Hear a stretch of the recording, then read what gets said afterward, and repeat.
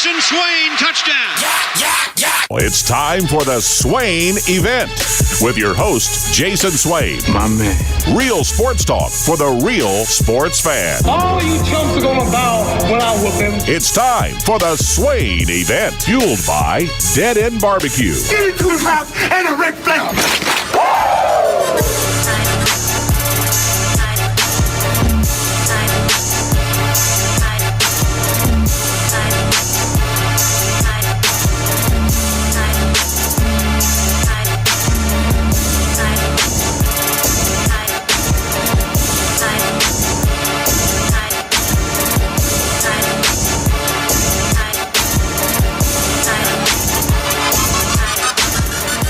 Swain Event, SwainEvent.com, fueled by Dead End Barbecue, top 100 barbecue restaurant in America. Good morning, everyone. It is Tuesday, March the 11th, the best day of the week. Hope everyone is having a great morning. I'm Jason Swain, live from the Low T Center studio. My good friend Ben McKee, Go Vols 247. We got a packed day, Ben. You already know. You already know we got a packed day. It's a packed month, a packed week, and a packed day. There's no doubt about that. Well, we don't got time to be playing around today, Ben McKee. That's fine with me. What's the top headline? Top headline? Yeah, man. What's the top one? There's a lot of stuff going on, Ben. There is. I don't know that.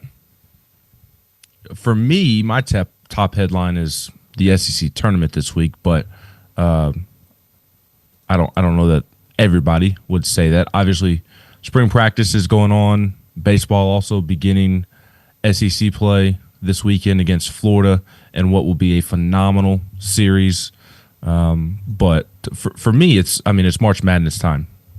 SEC tournament is going to be as good as it's ever been. Tennessee might play Auburn on Saturday, which is always fun. And this time next week, they'll be getting ready to ship out and go play in the NCAA tournament. So that is my top storyline, but there are also several football storylines to discuss and several top storylines with the football team as well, as they are practicing this week before they have spring break next week. There's a lot going on, man. Excuse me, baseball. Osuna put out his own statement. That's a top headline as well. Yeah, former baseball players at Tennessee showing support, the rock being painted. Full court press is on the NCAA, and the latest release by Tennessee side via Osuna, it makes the NCAA look really bad.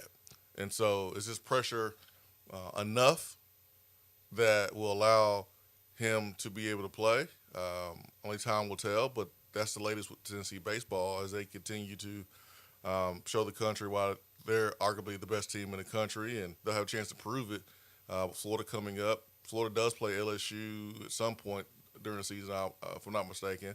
But Tennessee and Florida State are the two undefeated teams, and Florida will play both teams coming up. So a lot to unpackage there with Tennessee baseball the next couple of days.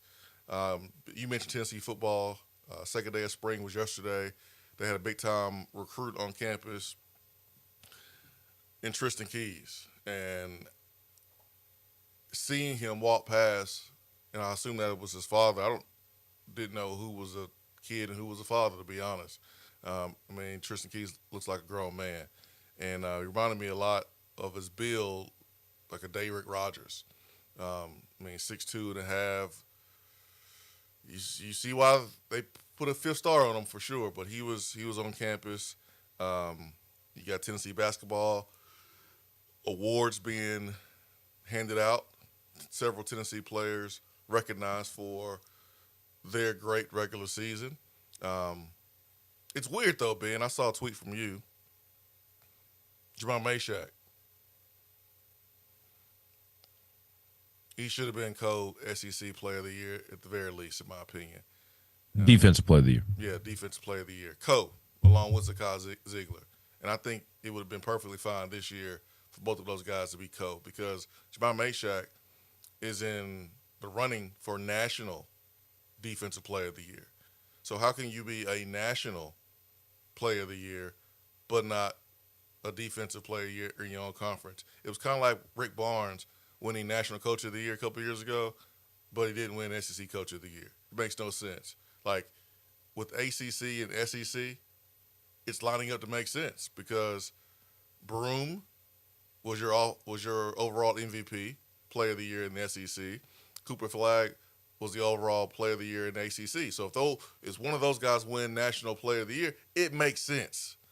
But Meshack, again, has been talked about as being the best defensive player in the country, and the metrics back it up. You watch him play, it backs it up, but not recognized as the conference best defensive player. So I think at least he should have been co-defensive player of the year with Zakai Ziegler. I totally agree. Totally agree. Zakai Ziegler absolutely deserved to win the award. It's nothing on Zakai's front. It's just a simple fact that Jahmai deserved to win it as much as Zakai did. And crowning those two co-SEC Defensive Player of the Years would have been really, really cool. And, my tweet was, for those who did not see, was that Jahmai Meshack should not be ending his Tennessee career with only one defensive award at the SEC level under his belt. Yesterday was the first time he was named to the All-SEC defensive team. Jahmai Meshack, in his fourth year, was the first time he was named to the All-SEC defensive team. Last year, it was Jonas Adu and Zakai Ziegler that made it. Jahmai should have been on last year. I don't care if you add a third Tennessee player to the list. Jahmai deserves to be on there with Jonas and Zakai last year, or quite frankly, bump Jonas off and put Jahmai on there if it's an issue with how many players from one team are on there.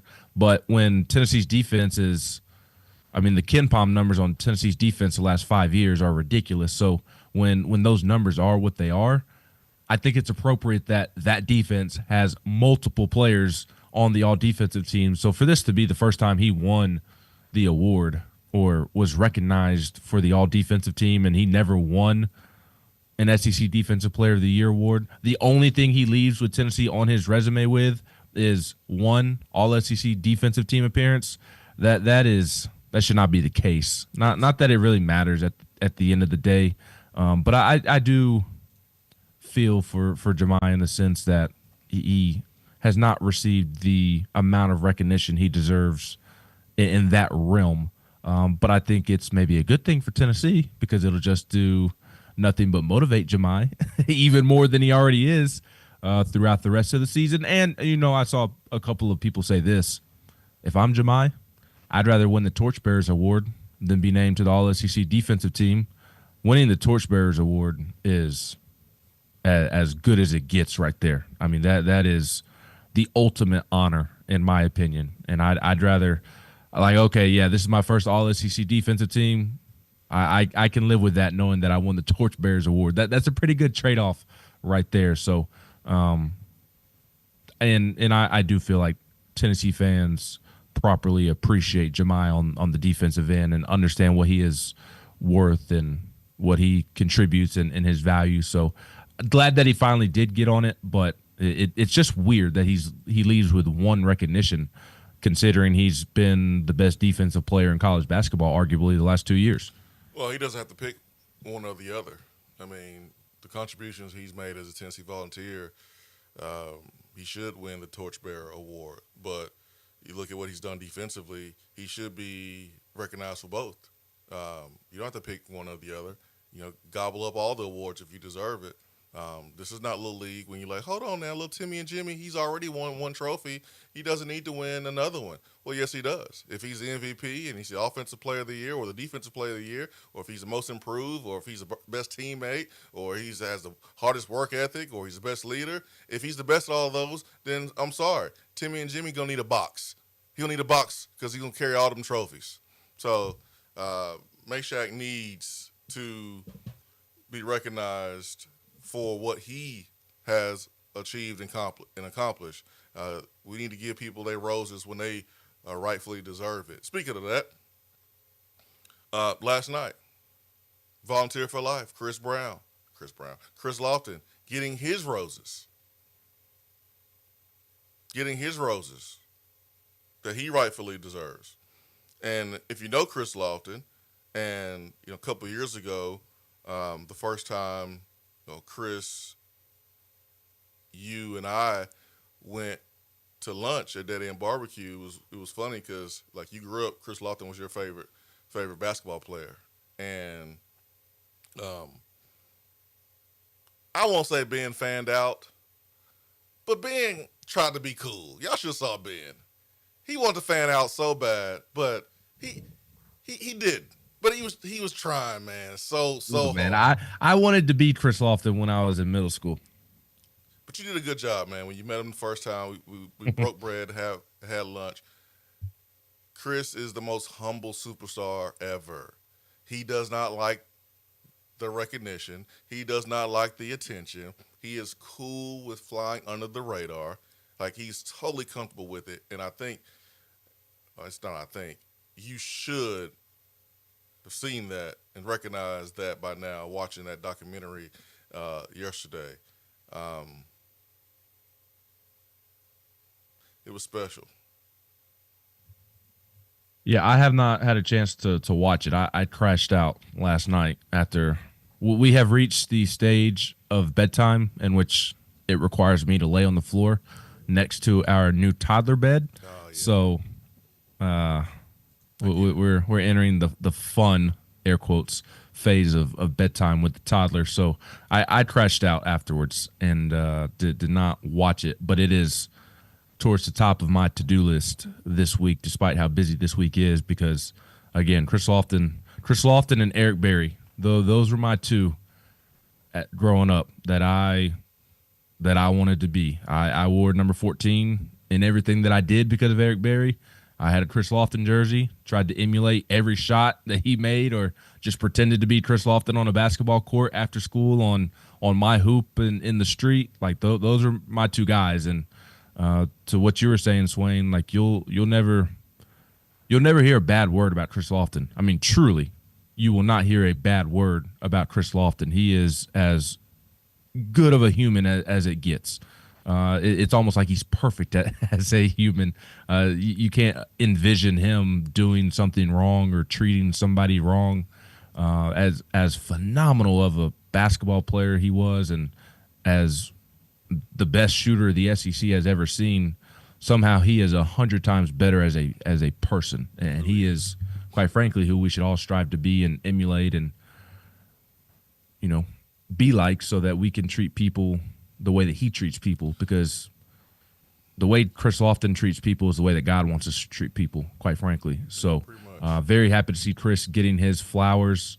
I'm excited to watch that documentary. I've got two I need to watch. The Grizzlies also did one on Tony Allen before they retire his jersey next week. That's up on the Grizzlies YouTube page, and it's had rave reviews just like the Chris Lofton one, and those are two of my favorite basketball players of all time. So I'm excited to sit down and hammer those out, and cool that they were able to get various vantage points of the Chris Lofton story. It's cool to see Candace Parker on there talking about Chris, and Bruce Pearl, obviously, a lot of great personalities who were right there in the thick of it with Chris during that time. CeeLo, obviously, Chris Lowe, not Chris Lofton. I guess you have to specify when you say CeeLo when you're referencing both of them, and you as well. It's just I'm really excited to watch it because he is as good as it gets as a person, and he deserves all the flowers that are coming his way this week.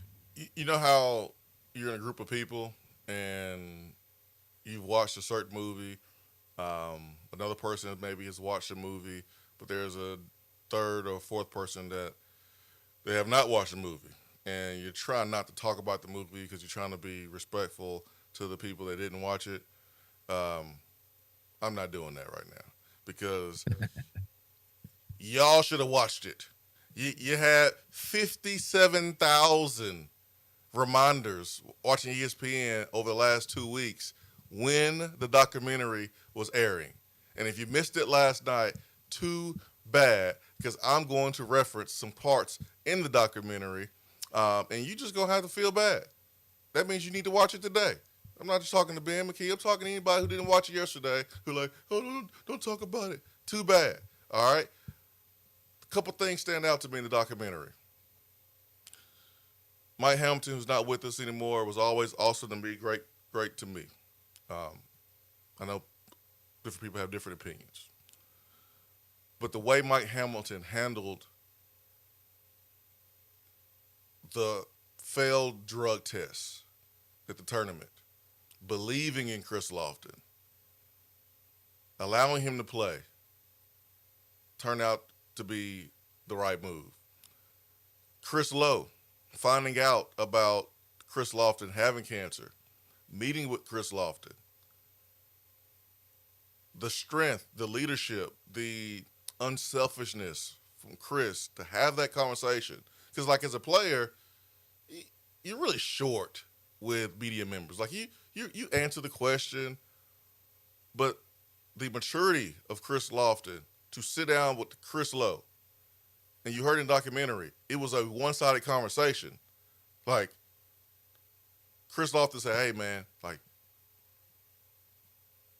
I don't want to make the story about me. I don't want questions about me having cancer. I don't want this to be a distraction for my basketball team. Let's wait until after the season, and then you can write the story. Like, that, for me, that was a sign of maturity, strength, leadership from Chris Lofton in that moment. And then for Chris Lowe to sit on it. Obviously, it wasn't his decision. And I know ESPN gets a lot of flack from people. And I think ESPN gets some flack, and they try to do the right thing, and sometimes it backfires. But they try to do the right thing, sometimes too much. Well, they did the right thing.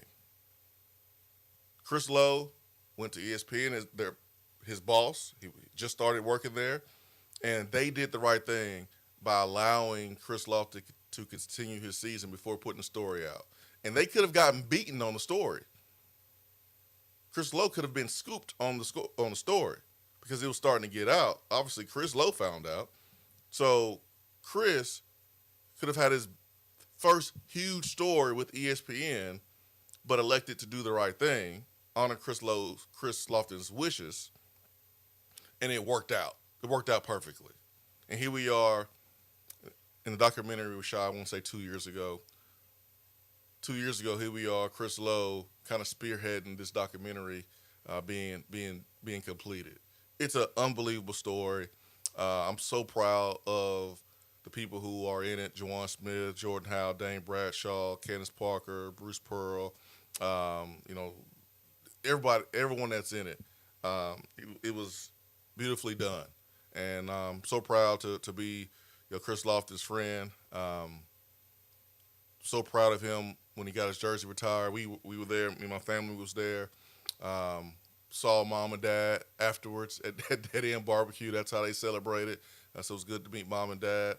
Last night, Ben, we usually have dinner at the dinner table, but the kids were allowed to get those tray tables out. Come on to the living room. You can eat your dinner in the living room while watching Chris Lofton. And it was funny because they were like, wait, he came to our house? He came to our house? Yes. One day when Chris finished up playing, and we were trying to get him more comfortable doing media stuff because Chris wasn't always that comfortable. And he was coming to the house. He was on the Swain Event. We were in the morning, Ben. And one morning he came over, and I didn't ask him to do this, but he brought over a dozen of donuts.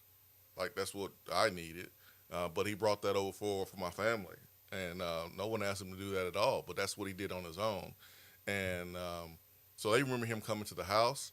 They remember, they saw Chris Lowe. Oh, look, it's White Chris. That's how they separate Chris Brown from Chris Lofton and Chris Lowe.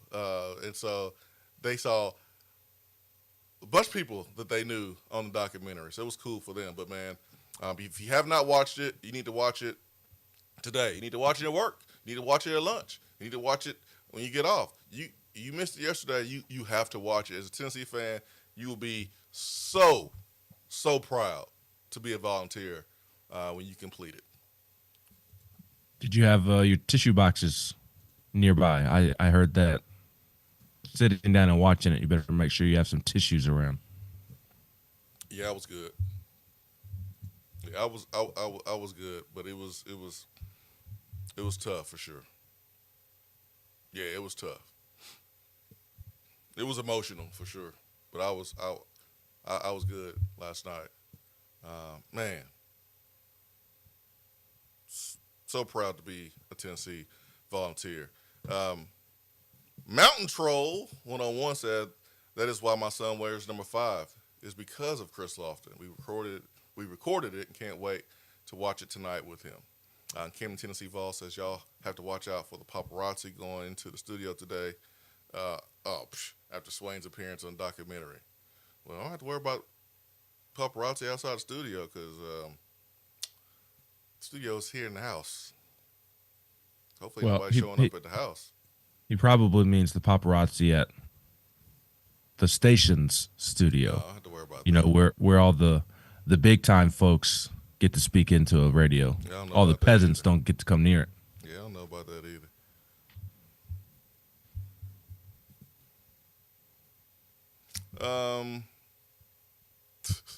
Vol fan says you might want to tell people they can watch the documentary on the ESPN app and don't have to wait for it to re-air on SEC Network. They can go to the app, click films and shows, and just search Volunteer for Life. A few of your listeners might need those step-by-step instructions. I won't mention any names.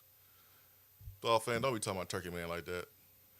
Don't talk about Vol Storm and DR Vol like that. Don't be talking about Turkey Man like that. Turkey Man, you get that? Go to the app, ESPN app, click films and shows, and search Volunteer for Life. Vol fan was talking about you. And it's okay, Turkey Man, because we love you for who you are, and everyone knows that Turkey Man is not the most technologically savvy person that we have listening, and that's okay. We got your back. Neil Mafia says, paparazzi, I'll take their damn popcorn too. Told you Neil Mafia took my popcorn, man. Neil Mafia says, also let's give Bay Candace a mention for having her own show, The Trophy Room, through Bleacher Report on Max. It's Candace Parker to you, Neil Mafia. It's Candace Parker to you, sir. Vol fan John Rothstein has Jemai as National Defense Player of the Year, along with Field of 68. John Fanta, who was on the Field of 68, has a third player on the SEC defensive team as Defense Player of the Year. SEC has Zakai. It looks like the 3 best defense players are in the SEC. The national award can end up going to any of the 3. I believe Jemai should win it, though. He can guard every position. So, Double J, the documentary was amazing. It was so good. Special guy. Glad he wore orange. Beatty Chevrolet text box, BeattyChevrolet.com. Your home for new and pre-owned vehicles. Shop with confidence. Beatty Chevrolet, warranty for life. Right there on Parkside Drive.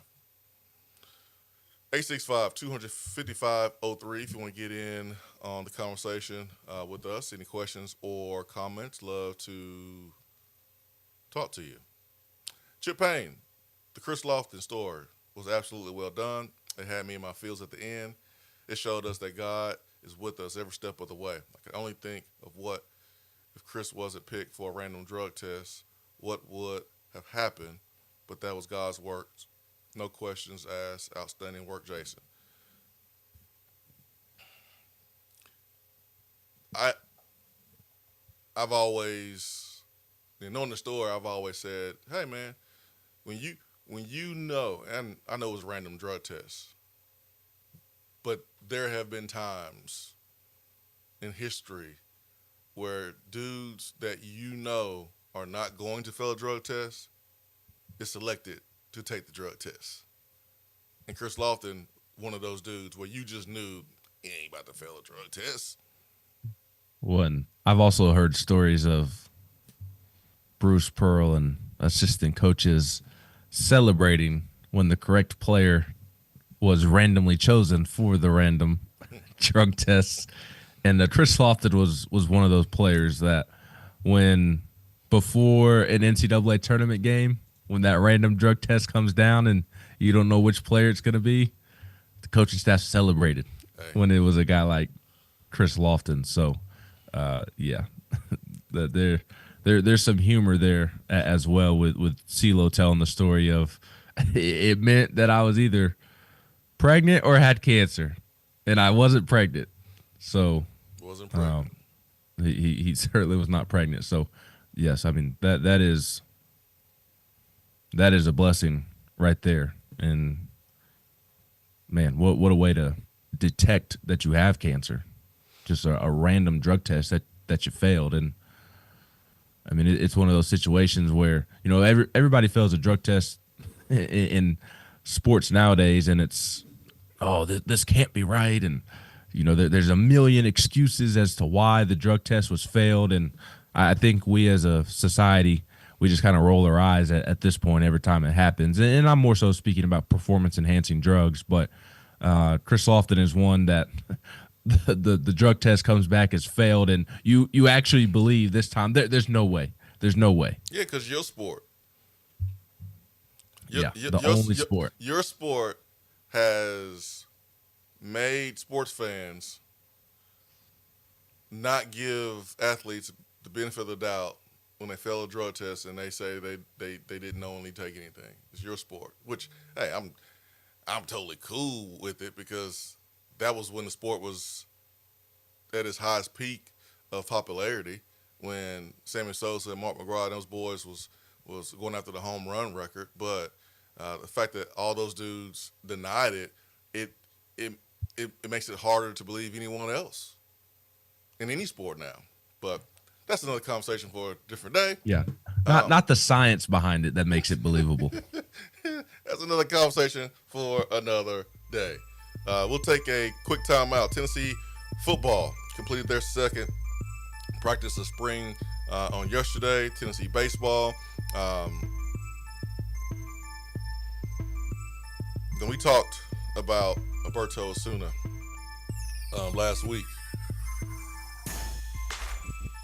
Have opinions changed after seeing and reading? And for some of y'all, boy, I know y'all was fighting for y'all's life trying to read those white letters on that orange background. I bet some of y'all was fighting.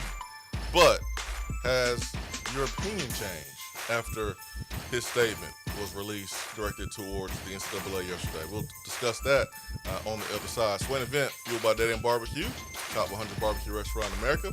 Stay with us. Be right back.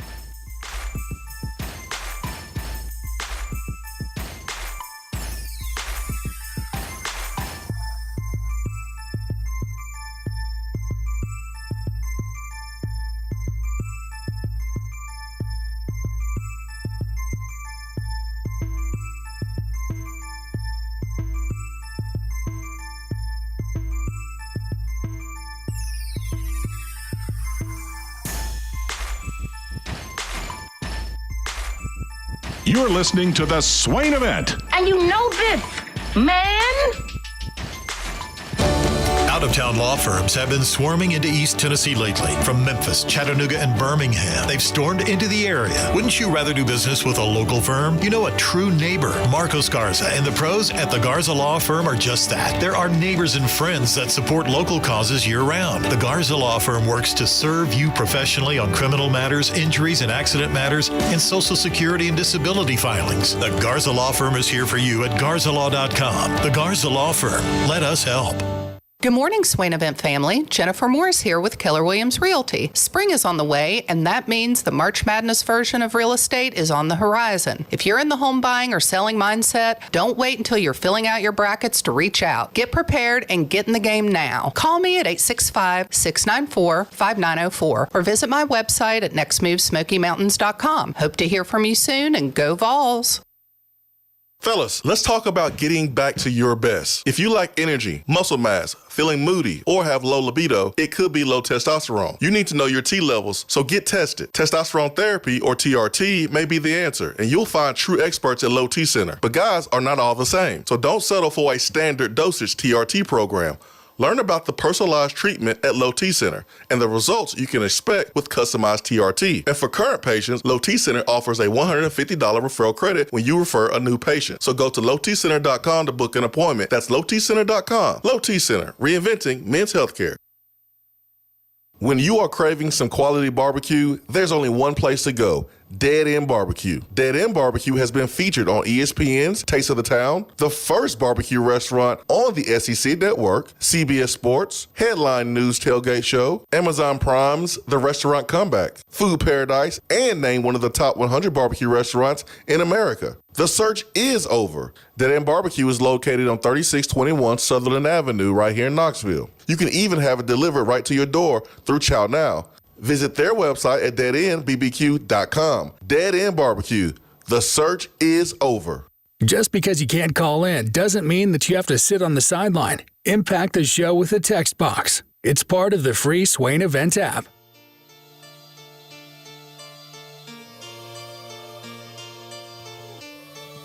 All right, 865-255-03 is our telephone number. Swain Event hotline.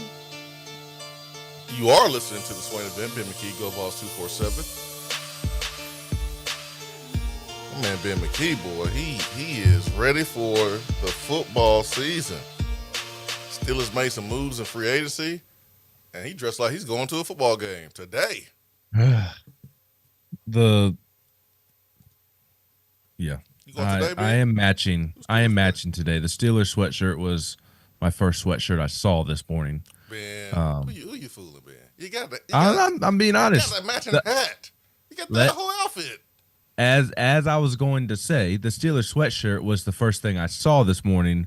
But as I was trying to decide what hat to wear today, I did see the Steelers hat. And I was like, I'll just go ahead and match. So there is that as well. Although I was very, very excited on Sunday night when it came down that the Steelers traded for DK Metcalf.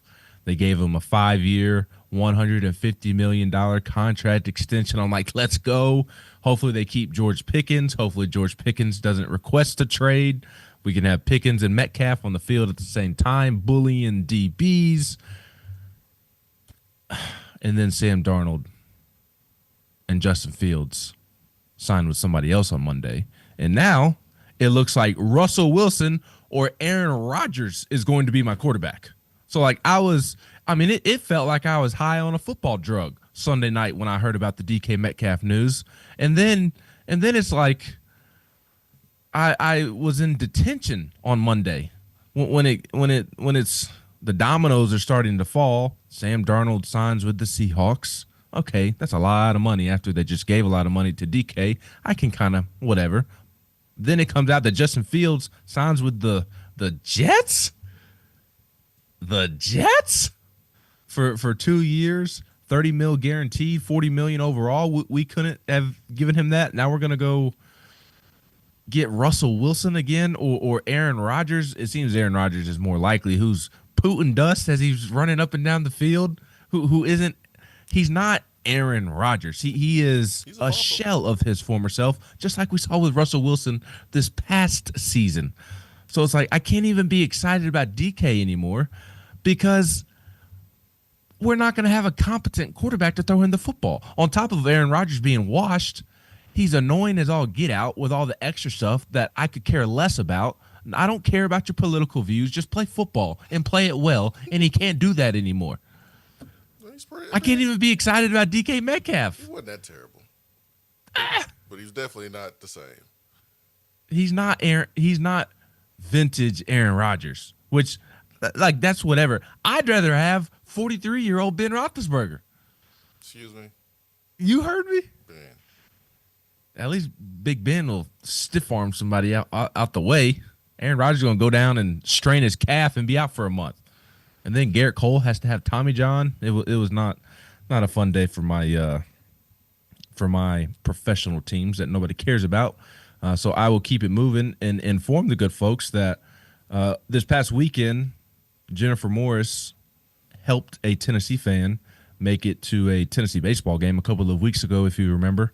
Jennifer gave out tickets to the Tennessee baseball game that was on this past Saturday against St. Bonaventure. Tina R., a very, very loyal listener, received those tickets. And Jennifer is giving out tickets once again. She's going to give out baseball tickets for our Swain Event listeners, and we will announce the winner on the show at the end of the week. Normally, we do our show on Thursday. This week, Swain and I talked yesterday morning at football practice. I'll be traveling Thursday morning, so I asked Swain, hey, can we do it Friday morning instead? And he was okay with doing that. So we're going to have a little SEC tournament preview show on Friday morning. So that's a separate heads up that we will be doing the show on Friday morning this week and not Thursday morning. But on Friday morning's show, we will announce the winner for the next round of tickets that Jennifer is going to give away. And the tickets are for next Tuesday's midweek game against East Tennessee State at 6 p.m. And in order to be able to win, same as before, just go follow Jennifer Morris on Instagram. And listeners who didn't win last time will be back in the running as well. So I do not have Jennifer's Instagram pulled up. I am doing so now. You can search just Jennifer Morris on Instagram, but it's also Fountain City Realtor, FTN CITY Realtor. So after you get done reaching out to Jennifer for all of your real estate needs, because she will hook you up with whatever you need to accomplish in real estate, go follow her on Instagram at FTN City Realtor, and make sure you're following her so you can have a chance to win free tickets to next Tuesday's game against East Tennessee State. And I'll say this, it's just a midweek game, but Tennessee and ETSU, there's always some fireworks within that matchup. ETSU likes to come in here and show Tennessee and Tony V why they should be playing at Tennessee. So there's always some, not bad blood, but the juices are going a little bit more because those ETSU players have something to prove. And it's one that you want to bring your popcorn to, as long as Neil Mafia doesn't steal it. He'll do that. So Alberto Osuna released a statement directed towards the NCAA. And his stance is that he did everything the NCAA told him to do. And he's still not eligible.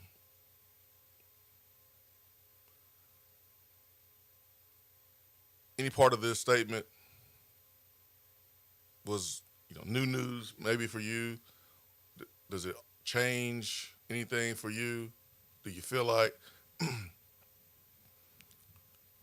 this will help his case? Like, your thoughts on this statement? I don't think it can hurt, obviously, especially now that it has become quite public. I know the situation was already public, so when I say it has become quite public, I'm referring to the letter he posted on his social media accounts. You had the Tennessee baseball family, past and present and future, sharing it on social media, but it was more than just that. You had media members discussing it outside of the Tennessee market, nationally.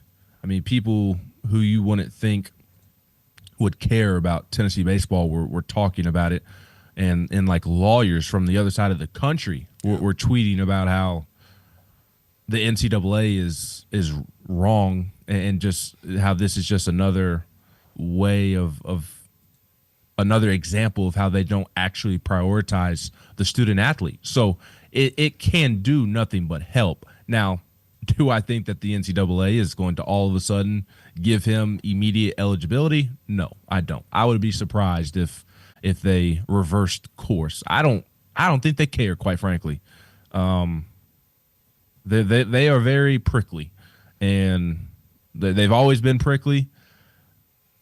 This letter is not going to change that. I would be surprised if it did, and I certainly don't think it's going to change it after. I mean, Tennessee and Osuna did take them to court, so I don't see it changing their decision. But I guess maybe it opens up the slightest possibility that it could. because they are getting a lot of bad PR off of it, and they should. They should be getting a lot of bad PR off of it because of some of the details that Osuna mentioned in his letter. And you asked if any of it was new. It was not new to me or not a surprise because I had heard some of the things that he mentioned in his letter. And I think I may have mentioned them on this show. I know I did on my Diamond Vols podcast on GoVols247.com that, like Alberto, the steps that he says he followed in his letter, he reached out way back when, and the NCAA were jerks to him when he called them like he was supposed to, and he was reaching out, asking questions about his D1 eligibility, asking about what he needs to do. I mean, they were very, very rude to him from my understanding, and like that's something I heard in early January. So they're not just saying that now just to try and help their case. Like it was said to me that they were rude to him when Tennessee thought it was basically a certainty that he was going to become eligible. And then they take forever. In fact, they still, I don't believe, have assigned somebody to his case, or at least they took several weeks. He files a waiver.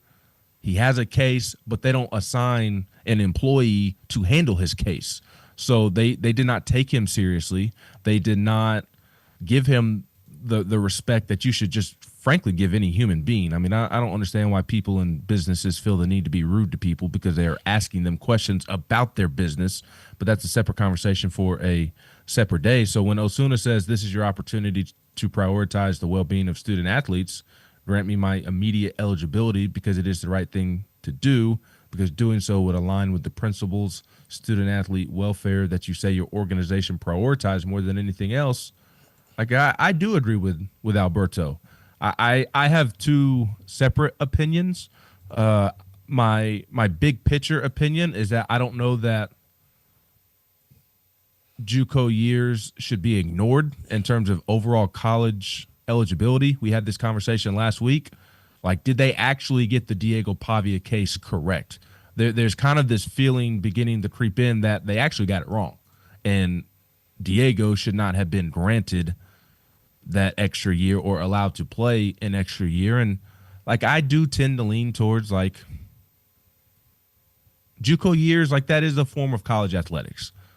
Like I think that in a sense that like that should count. You do know what you're signing up for. So I do have that opinion separate from Alberto. But on the Alberto side of things, if you're going to grant one, grant all. If you're going to deny one, deny all. If Diego Pavia is able to play, then anybody who has a very, very similar case or the exact same case as Alberto Osuna and others have, if they're applying for this, then they should be allowed to play as well. So I do have two separate opinions on that, and I do think that Alberto should be eligible because if Diego, again, I think it's as simple as if Diego is eligible, then Alberto should be as well. And that's my opinion on that. And I especially, I mean, there is the human nature side of it. Like I sympathize for Alberto and want to see him become eligible because of what he has now been through. He mentions in his letter that his dad had back surgery and not able to work full time. And I mean, he can provide supplemental income for his family while his dad is dealing with an injury. That's absolutely a thing. And by all accounts, Alberto is a phenomenal young man. There's several accounts of that. So I do sympathize for him and want to see him become eligible. And I do think that he should be eligible to play. Again, if you're going to rule one eligible or allow one to play, then allow the others in the same situation to play as well. Yeah, here's where I think it makes it clear that he should be able to play, if this is indeed what happened. It is the second paragraph here. And I'm reading this without zooming in and without any glasses, okay? I can see this. He says, when I called several times at the beginning of January and asked about my D1 eligibility, I told you my entire playing history, 2 years at Walter State, with 1 canceled due to COVID, 3 in North Carolina, and that I was currently at Tampa on the team, but no games against outside competition. You told me to file a waiver. Of course, you knew that no student athlete can file a waiver individually. A D1 institution must file that waiver. You knew that for me to file a waiver, I had to enter the transfer portal, commit to a D1 school, and leave Tampa. And after I did all of that, as you instructed me to do, you have opposed my request for a waiver. So if an individual told him instructions, gave him instructions on what to do so that way he can be eligible, then he did it. You got to let him play because y'all told him what to do. Like, you could have said, there's nothing you can do. You can't play. If you would have taken the time, if you'd have taken the time and treated the case with sensitivity and been thorough and listened to him, instead of just saying, "Oh, just file a waiver. Get off my phone. Just file a waiver. Next in line." But if you would have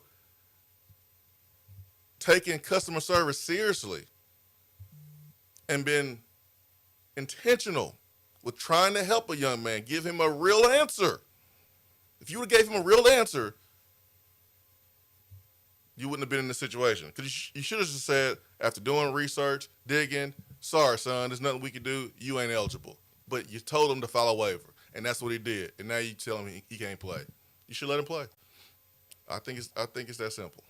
I totally agree. You hit the nail on the head much better than I should, and I'm glad you brought that up because I wanted to bring that up as well. And Tennessee filed a waiver for Alberto on February 3rd after he had enrolled at Tennessee in late January. And at the time, on February 11th, the NCAA had yet to assign a representative to Osuna's case, which prompted him and his lawyers the next day on February 12th. That's when he filed the motion and the temporary restraining order and preliminary injunction. So, like, I agree. Like, again, I have my belief that, I kind of think that JUCO year should count towards college eligibility because it is a form of college athletics, even if it isn't directly associated with the NCAA. Like, I can have that opinion, but also believe that Alberto deserves to play because of how they have treated and misled him through this entire process. You hit the nail on the head. Like, hey, if you, from the jump, the first time he called or even called him back and informed him, like treated him with respect, been nice to him, prioritized customer service, like you said, then you could have avoided all this. But you misled him. Yeah.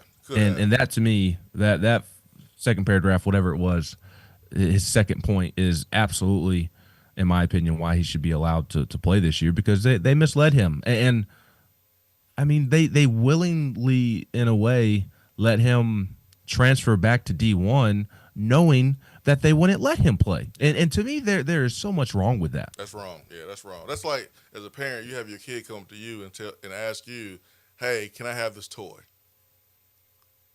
You have a chance right then to say no. But instead you go,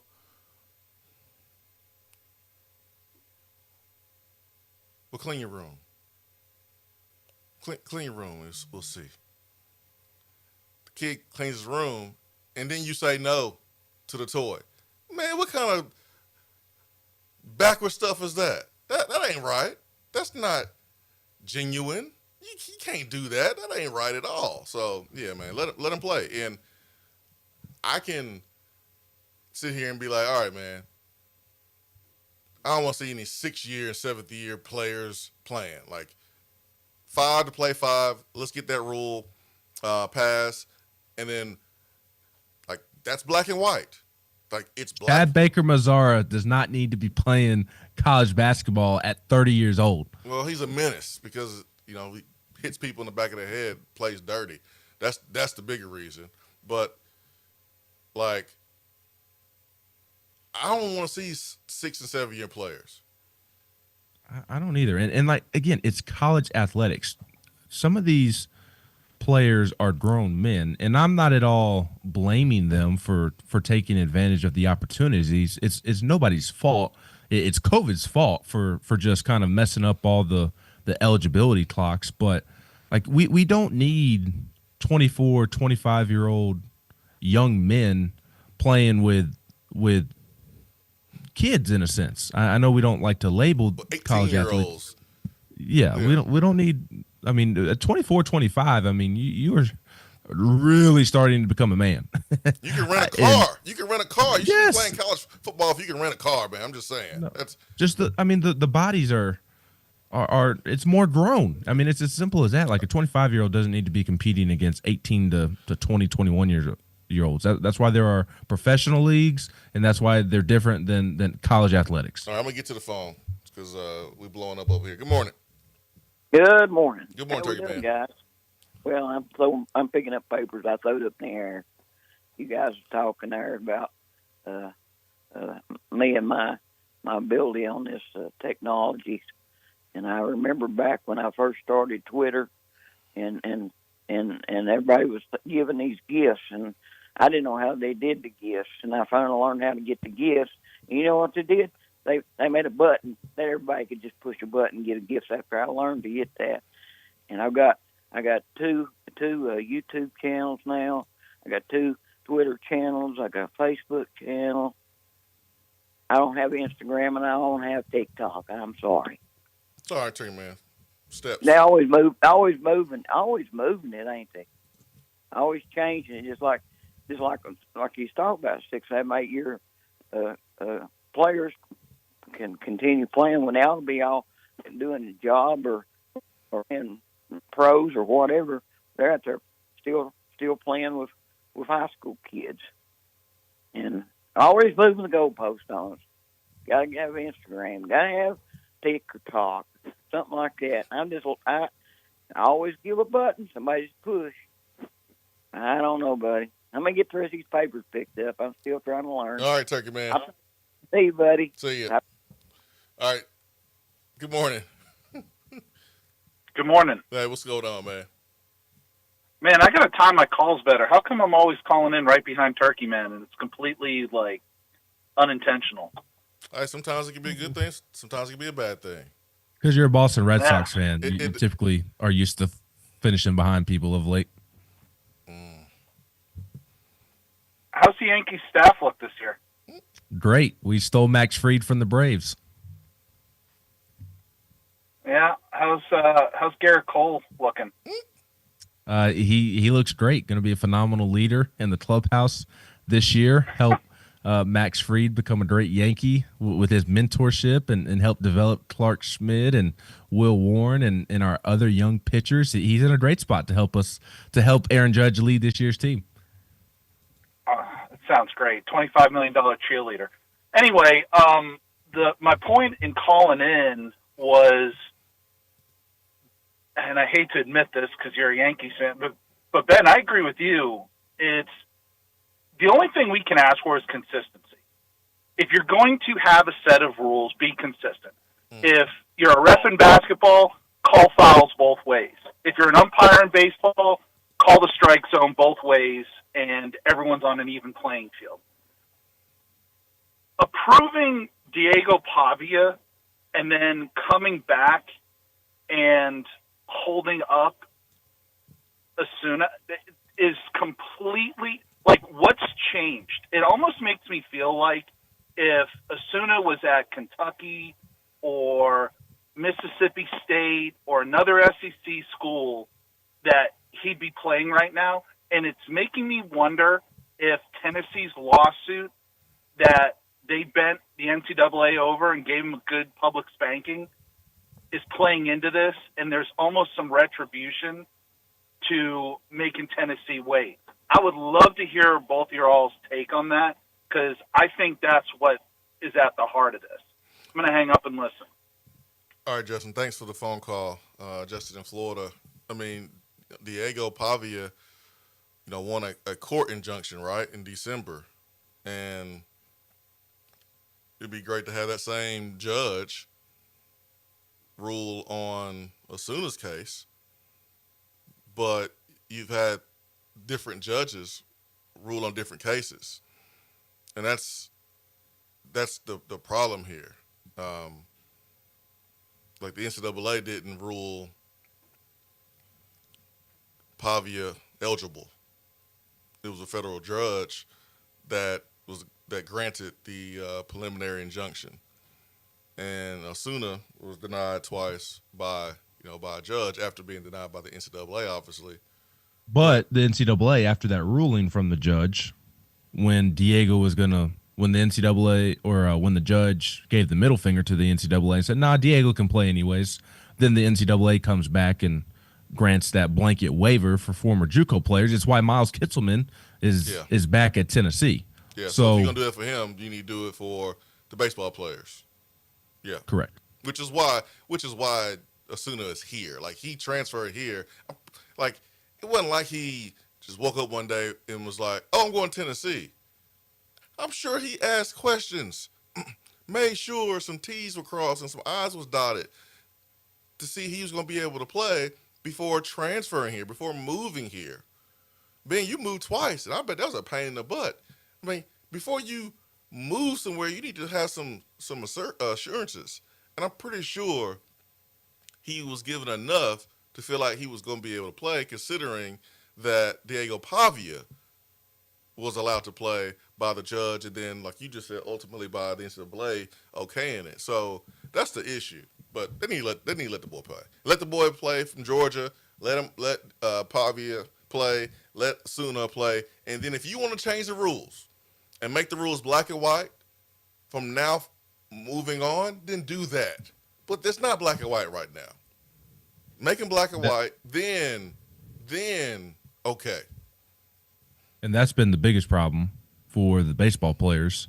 Dylan Goldstein from Georgia, Alberto Osuna for Tennessee, is that in terms of the ruling by judges, I think there is a sense that maybe the initial judge got the Pavia thing wrong initially. And so we talked about this last week, until there are more defined answers legally, I don't believe judges are willing to rule one way or rule against the NCAA until there are legal answers, legal guidelines moving forward. And that's why you're not seeing the judges make the same decision, because they wonder if the Pavia one was the correct one.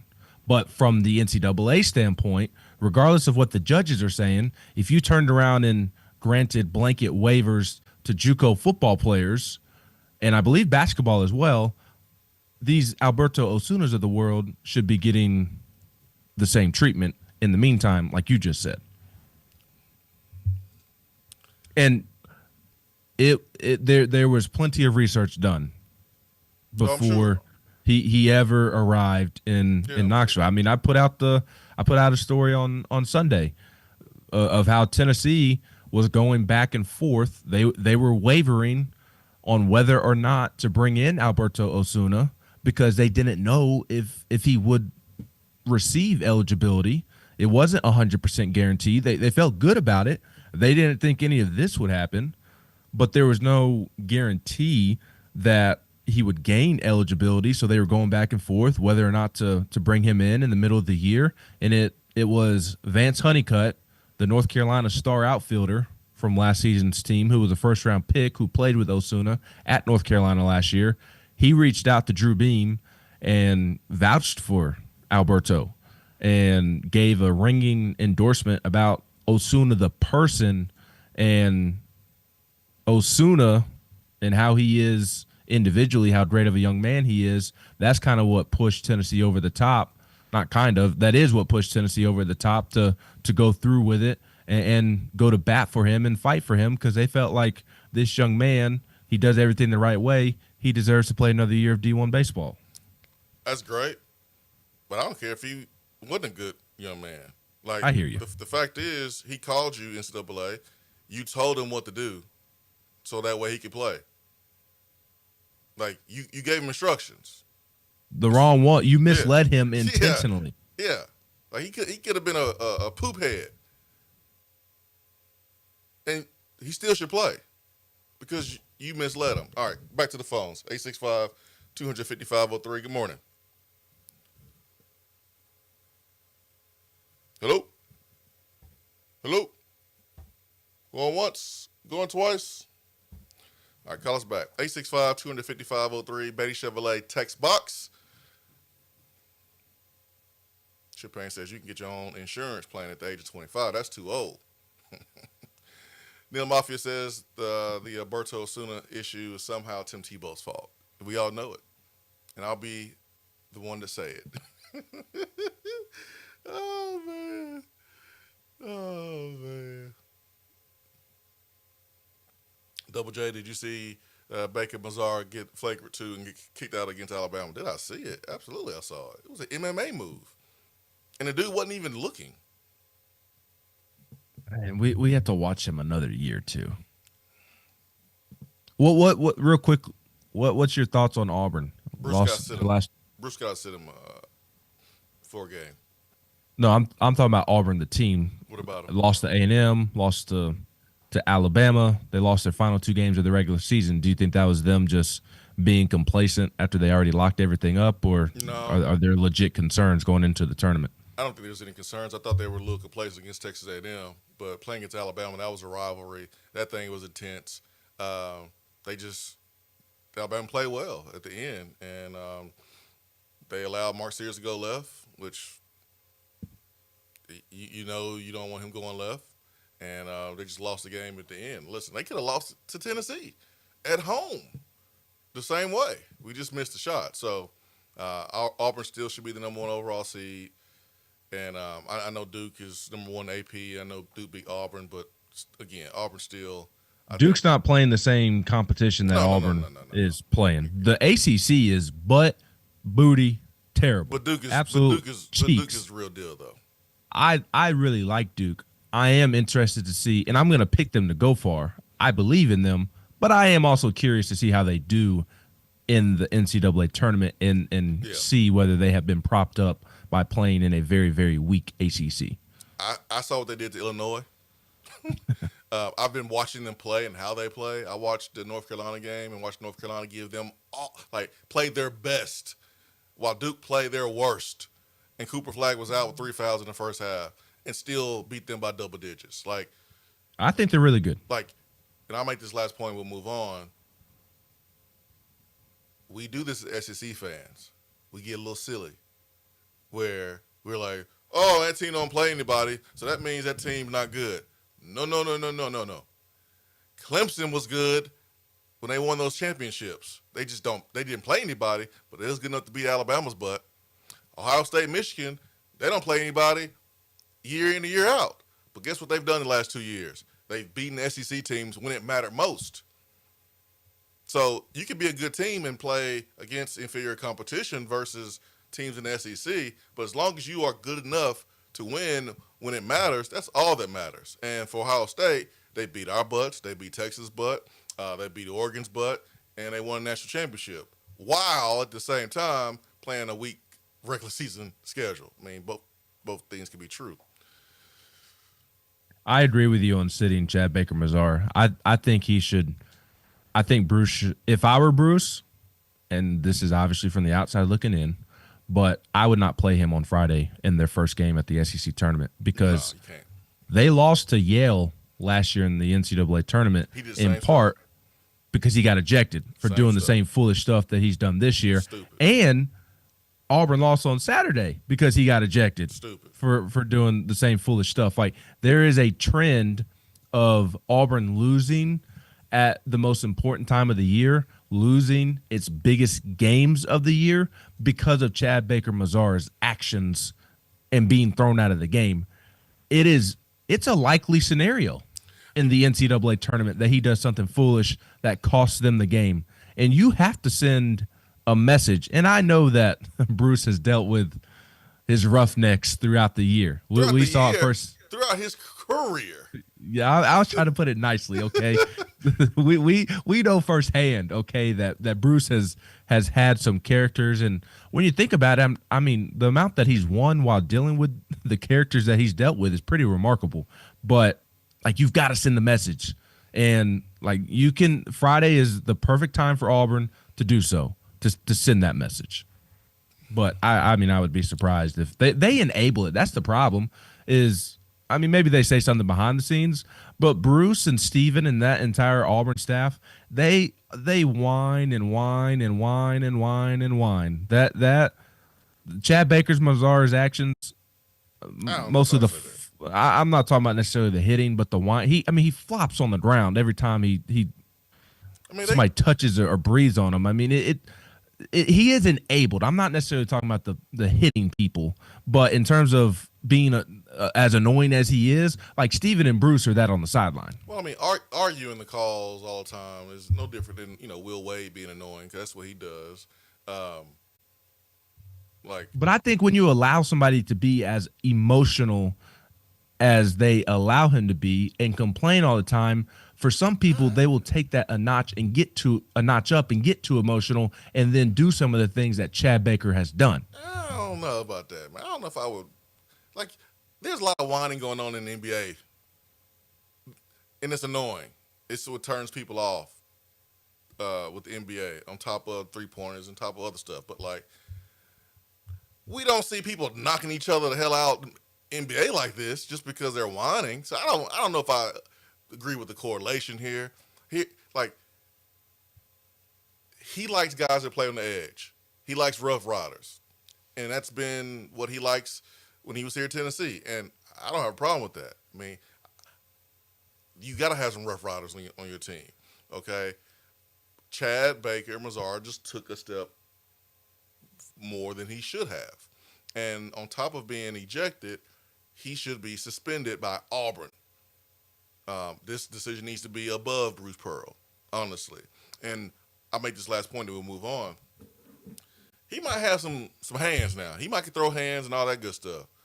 But he's 6'7", 180 pounds. My man is skinny and slender. And he out here trying to be Debo. He got weight behind him. He too skinny to be doing all that, because somebody going to fold him up one day if he keeps doing that. That's all I'm saying.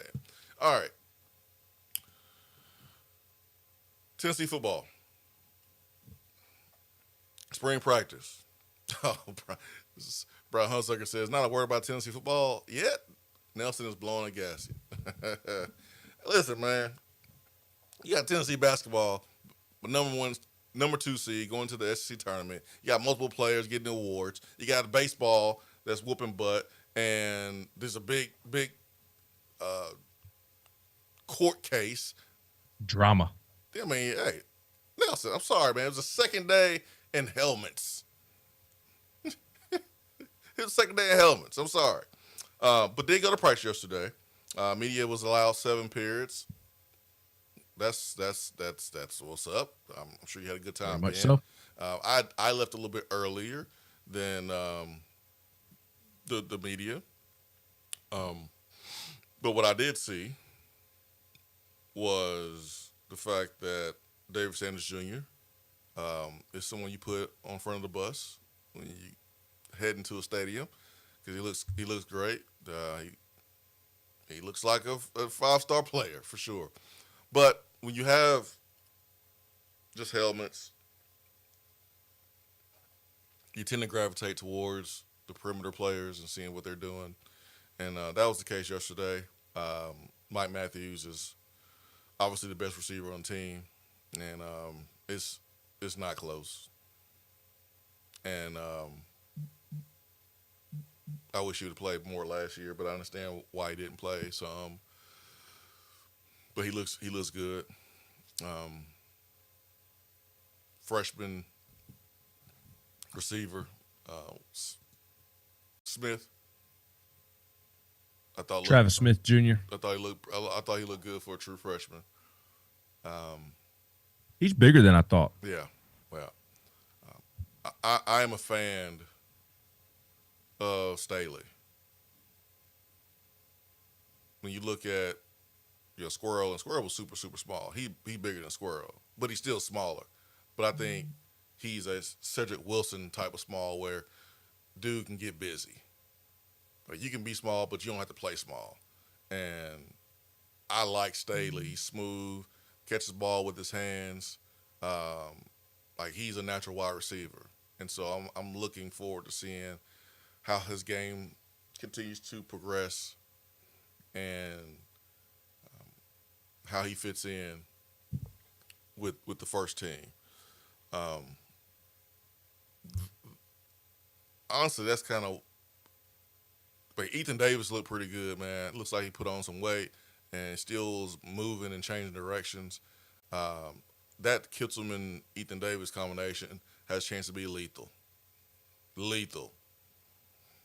Nico was accurate. Nico was great. Anything that stood out to you, Ben? I was going to mention the tight ends. I think that duo of Ethan Davis and Miles Kitzelman might be the second most productive receiving targets on the team. Like, I think it's like in terms of ranking guys that you trust in the passing game, I think it would be Mike Matthews, Miles Kitzelman / Ethan Davis. Like, I think that is going to need to be a key piece to the offense. You think that's what it's going to be, or that's what it is right now? Both. You think anybody's more reliable than Miles Kitzelman right now? Well, maybe reliable is not the right word, but like in terms of ceiling, in terms of what I can trust, I think Mike Matthews is going to have a big year, don't you? Yeah, I do. And I think the duo of Kitzelman and Ethan Davis is going to be number 2 behind Matthews. More so of what I'm saying is, like, I trust that duo more than I trust any other receiver. Like in terms of the playmakers in the passing game, I think it's those 3 guys. Like, instead of talking about Chris Brazzell or Braylon Staley or Amari Jefferson, who is not out there, like I think the tight ends are going to have a big piece of the pie in the passing game. Oh, absolutely. You don't want to be one-dimensional. But I think that can be viewed as a negative. Because, I mean, should that be the situation? Should the tight ends be your most trustworthy option if Kitzelman is more trustworthy for you at the moment? Well, right now he should be. Right now the tight end should be. That's fair. Yeah. I agree with that because Mike is still young and developing. Yeah. I guess I was more so thinking about ceiling and expecting that Mike is going to have a big fall. I mean, think about it. Like, Kitzelman has played some big-time football. He was at Alabama. Did he play a lot, catch a lot? Not as much as he did last year, but, like, play last year. You look at his maturity. He understands how to practice, how to prepare. And then you have Ethan Davis, who's entering his third season. He played more last year, but this is going to be a big jump for him. Like, right now, they should be considered more reliable than the receiver group because you got a bunch of dudes who are unproven. And then you have Mike Matthews, who is special. Like, I've said that since last spring, watching him. He is special, and Nico is going to give him the football. Then, like, you do have some talent and some explosive players, but again, like right now, like, I'm looking at the tight ends as more reliable, but that can change, and you're gonna need both units, Ben, if you want to be what you want to be offensively, and it seems like that we want to get back to that tempo, going fast. Well, you can't be one-dimensional, and what I mean by that is not always passing, always running. What I mean is relying on one group over the other. Like, you got to be hard to guard. That 22 season, our tight ends were a concern just like our receivers were a concern. Now, your receivers are going to be a threat for more chunk plays, but you got to guard Princeton Fant because he might hit you for 15, 20 yards. So I think this group has a chance to do that, and for this offense to be really, really good. Running backs in the passing game, tight ends in the passing game, and receivers in the passing game have to be a threat. Yeah, I totally agree. I just don't know. I guess what I was getting at is that may not be the most sexy way to fans. And they would hope, well, a lot of them do during basketball season. What? The Patriots was winning with tight ends. The Georgia Bulldogs was winning when they had them tight ends. No, the only way that you can properly win and everybody be excited about it is if you're scoring 50 points a game and you're throwing it deep to receivers on every play. That's the only possible way that you can pass the test of winning successfully. But I do think there's a thought that, Chris Brazel's going to take the big step and Braylon Staley's just going to take off this year and Amari Jefferson's going to do this and do that. And, I mean, those individuals might do those things, but I think it's more likely that Kittelman and Davis, that duo at tight end is your number 2 target on offense is more of what I was getting at. And that's perfectly okay.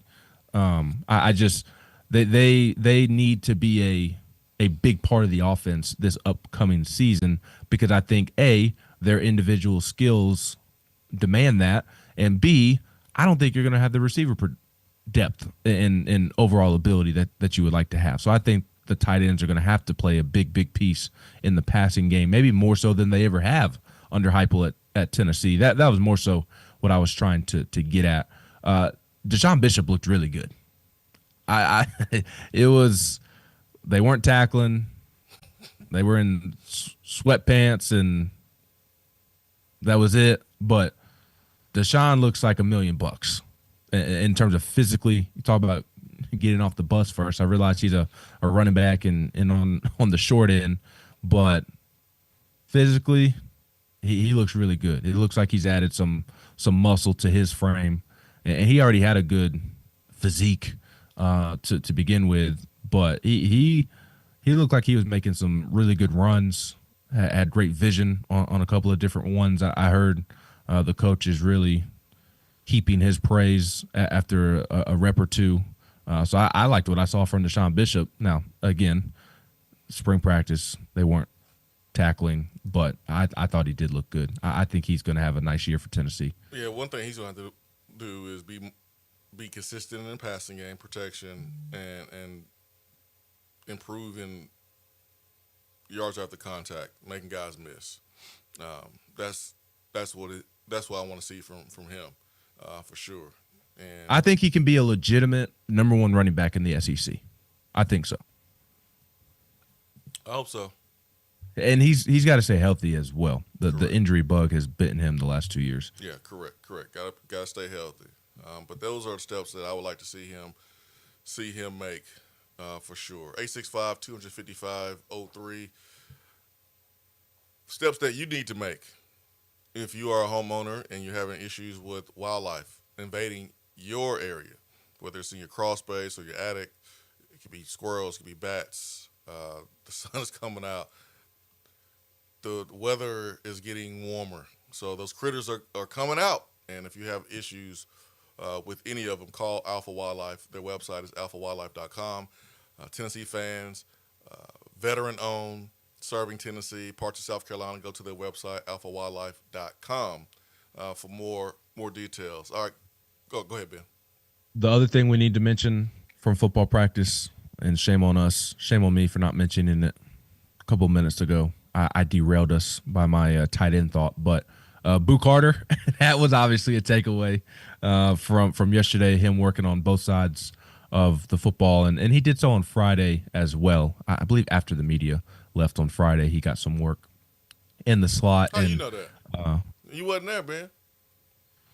But I heard, so I'm relaying that. Not that some groundbreaking information. I think that was understood, but that was part of the deal, from my understanding of him returning. Is him being able to play both sides of the football, and Tennessee is certainly giving him that opportunity thus far in spring camp, a couple of days in. I'm very curious to see how it plays out and how productive he can be. He's not Travis Hunter. He might turn out to be, but he's not Travis Hunter yet. And for some reason, I feel like we as football fans have reached this point, Swain, of just kind of minimizing what all Travis Hunter accomplished. Like I think people have just assumed that it's like easy to do what Travis Hunter did, and it's not at all. Where have you seen people do that? Where are these people?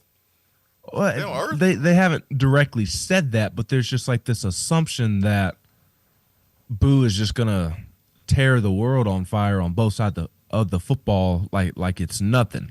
And like I think Boo can be productive on both sides of the football, but my point is let's not just assume that he is going to produce like Travis Hunter on both sides of the football just because he is playing both sides of the football and is explosive. And the reason I wanted to make sure we mentioned Boo, I wanted to mention the funny Tim Banks quote, and I'm paraphrasing, but Tim Banks met with the media yesterday and was asked about Boo. And he made the comment, Boo knows why he came to Tennessee, and that's to play defense. I thought that was a funny comment from the defensive coordinator. But the other thought in watching him move around yesterday is I think he can make a lot of money, and Tennessee can make a lot of money off of Boo and those little bubble screens and quick screens to the receivers out on the perimeter. I feel like Boo can feast in those situations. Where I'm curious of your perspective is on the more intricate, I can't say that word at the moment, obviously, when he needs to show off his route running. What did you see from his ability to run more than just a simple screen on the perimeter when he was actually running routes down the field? I think that to me is the bigger question with Boo. If you just quickly get the ball in his hands, he's going to make something happen. But if he's asked to run actual routes, I'm curious to see how he will handle that part of it. He can do it. He won't have a problem with that. As long as he runs the correct routes, he can run routes. Like he has the feet, the balance, the agility, the speed to be able to do that. He can do that. They ain't no problem.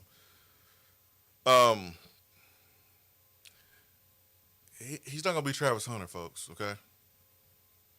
Let's just go ahead and get that out there. There's one Travis Hunter. We don't see dudes play two ways and dominate the way that Travis Hunter did in college every day. It happens every so often. So to automatically assume that Boo Carter's going to have that type of impact is really unfair to Boo Carter. But now, that's what he should strive to do. But, like, I'm not expecting him to do that. But Travis Hunter never came off the field, and Travis Hunter didn't. Like he wasn't a starting punt returner like Boo is. Like that's a lot. That's a lot on Boo Carter's plate. So I expect him to make some plays on offense. I expect him to make some plays on defense. But I don't expect him to do what Travis Hunter did. Like, y'all know how special he is? My man at Boise State broke all kind of rushing records and would have been an easy Heisman selection if it wasn't for freak show Travis Hunter. So don't set yourself up for disappointment trying to compare Boo Carter to Travis Hunter and expect Boo Carter to do the same things because he's just not. He's not going to do that. If he does, I can say I'm wrong. But I think the percentages are in my favor. Yeah, I just think people see the high school film and then they see another successful two-way player at the college level to a certain extent that we haven't seen in a while. And they know how explosive Boo can be on both sides of the football, and they think that it's automatically going to translate, that Boo is automatically going to hit his ceiling on both sides of the football. There's going to be no hiccups, things along those lines. And there's going to have to be an evolution there. It's not going to just automatically click for Boo. Maybe he makes it look easier than I am describing, but he's not just going to go out there and just automatically light the world on fire playing both sides of the football. There's going to have to be some growth in order to handle what comes with those responsibilities, because there's going to be more on Boo's plate more than ever, and he's going to have to show that he can handle both at the highest level. Yeah, conditioning will have to be even better. So, I mean, yeah, he can make plays, but that's all I'm putting it at. I'm not putting it like the world on fire or dominate. He's going to make plays. Let's just start there first. He's capable of also playing offense. Let's start there and see what he does with it. Nelson for Jackson. Why'd you ask this question when you know the answer? Why are you doing that, Nelson? We not your kids, okay? You do that with your kids. You ask them questions you know the answer to and see if they're going to tell the truth. But don't do that with us, Nelson. We grown over here, man. Don't be asking us questions you already know the answer to. Here's what I'm talking about. Nelson, at 9:18, says, will the running back group be more of a committee this season? Nelson, why did you put sin on that? Nelson, why? With your 2 eyeballs that you used last year, did you see anybody running the football? Did you see anyone at Duke running the football that looked even close to Dylan Sampson last year? The answer is no, Nelson. And you know that answer. You just trying to get us to talk about football. We talking football, Nelson, okay? You don't have to try to trick us into talking football. We doing what you want us to do. We talking football. So you don't have to ask us questions you know the answer to, Nelson. You know damn well it's going to be running back by committee. You're not replacing one great player with another great player at running back this year. You know that. Ain't nobody on this team Dylan Sampson. SEC offensive MVP, Nelson. Nelson.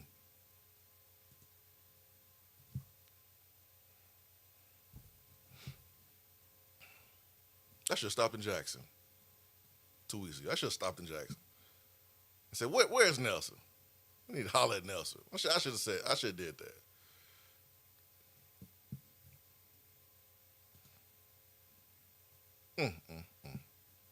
But to answer your question, yes, Nelson. Yes. Turkey Man, how much will Boo contribute on offense? It's up to Boo.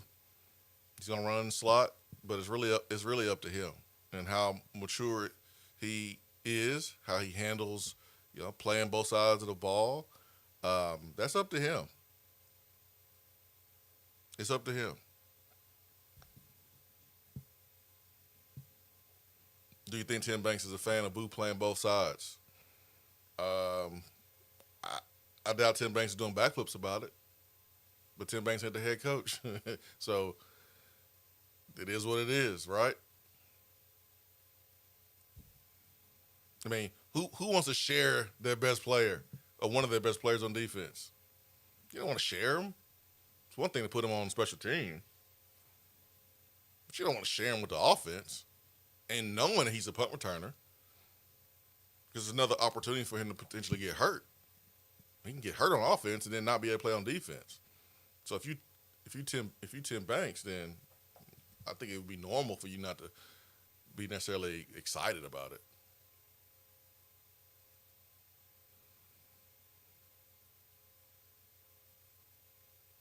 Can't stop in Jackson to see Nelson. He's in Oakland. I'm not talking about the high school in Murfreesboro. Nelson, you moved? I think he told us that, or Hunsucker told on him that he had. I think it was actually Nelson that told on himself that he was no longer technically Nelson in Jackson. I think now he's Nelson in West Tennessee. Oh, yeah. That's right. Yeah, that's right. Nelson think he's slick, man. Don't ask us a obvious question to try to keep us talking about football. That's what he's trying to do, man. They might switch up and go back to Tennessee baseball or Tennessee basketball. Let me ask them a question that I know the answer to already. I just want to keep them on the topic.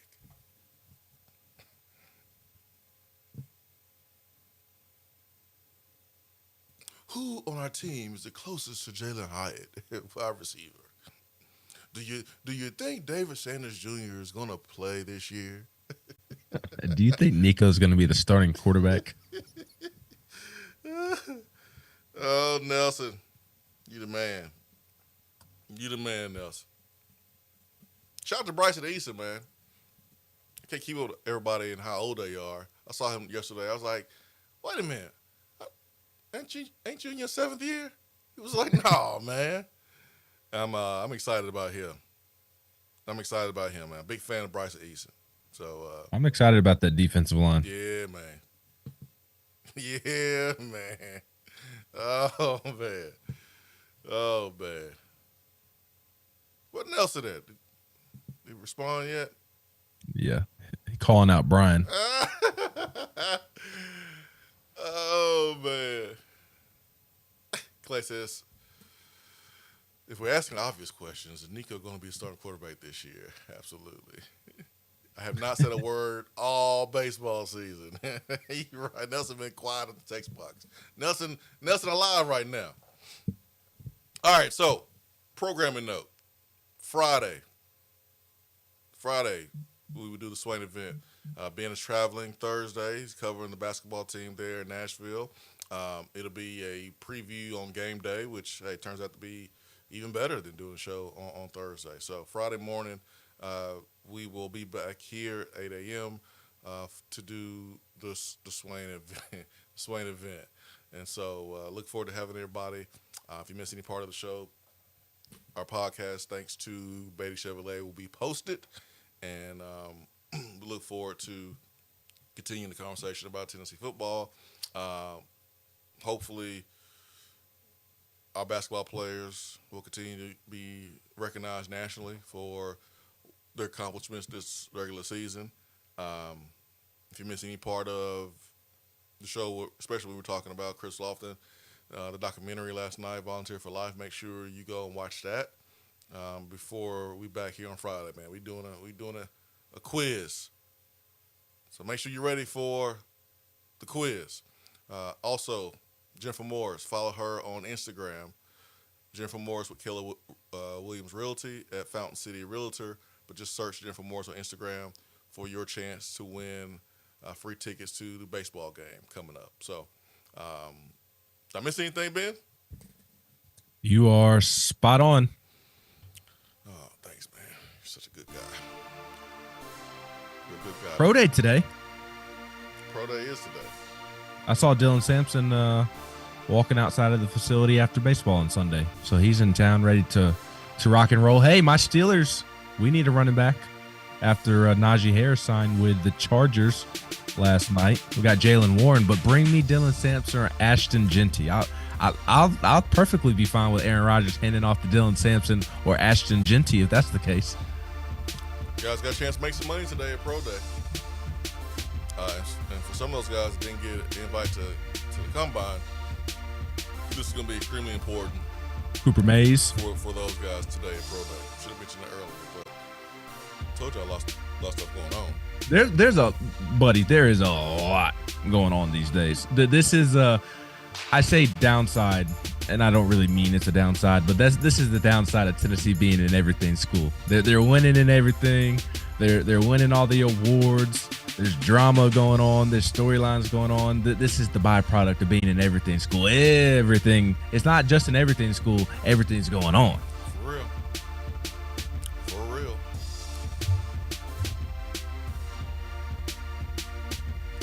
I ain't complaining, man. I love it. A lot of It's wins. almost like we need a 3-hour morning show.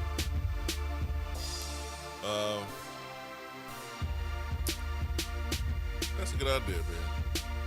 Somebody should do one of those one day. Somebody should. Swain Event, fueled by Dead End Barbecue, top 100 barbecue restaurant in America. For Ben McKee, Go Vols 247. I'm Jason Swain from the Low T Center Studio. Big thanks to everyone listening, calling, texting. We appreciate you. If you need legal representation, you roll with Marcos Garza Law Firm. Local. Dependable. Working with our communities here in Knoxville for years. He's invested. You want someone that does it the right way. Veteran. Tennessee fan. That's Marcos Garza Law Firm. All right, Ben. We'll see you soon. Peace. Much love. We are out. Swain Event.